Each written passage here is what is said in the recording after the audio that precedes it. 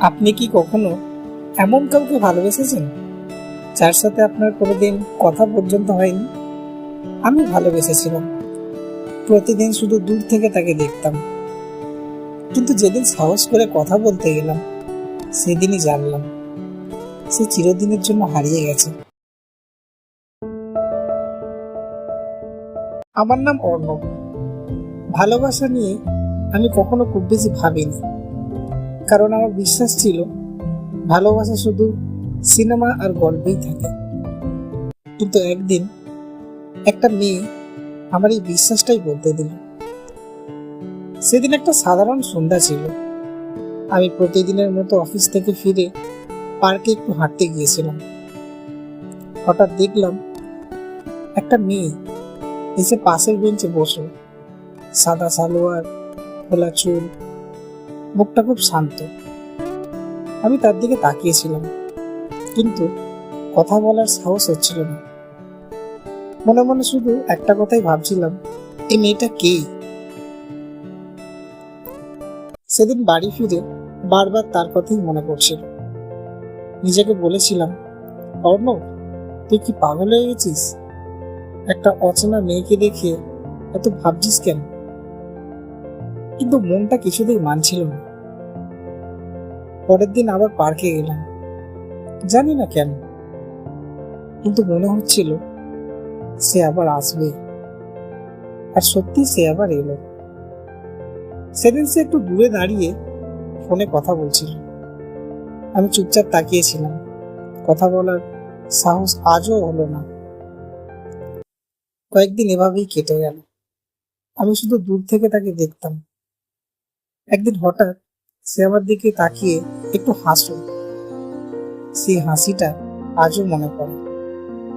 সেদিন মনে হয়েছিল পুরো পৃথিবীর সবচেয়ে সুন্দর জিনিসটা দেখলাম।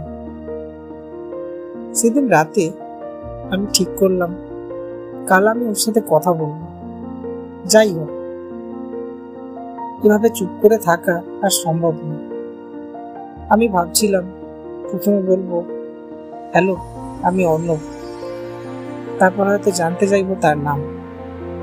কিন্তু পরের দিন আমি অনেক আগেই পার্কে পৌঁছে গেলাম, কিন্তু সে এলো না। আমি অপেক্ষা করলাম 1 ঘন্টা, 2 ঘন্টা, তবুও সে এলো না। আমি ভাবলাম হয়তো আজ ব্যস্ত। পরের দিনও আমি পার্কে গেলাম, আজও সে এলো না। এভাবে কয়েকটা দিন কেটে গেল। আমার প্রতিদিনের অপেক্ষা যেন একটা অভ্যাস হয়ে গেল।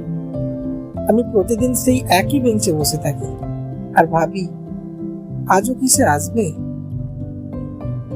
একদিন পার্কের গেটের কাছে একটা পোস্টার দেখলাম, একটা মেয়ের ছবি, নিচে বড় বড় করে লেখা, মিসিং।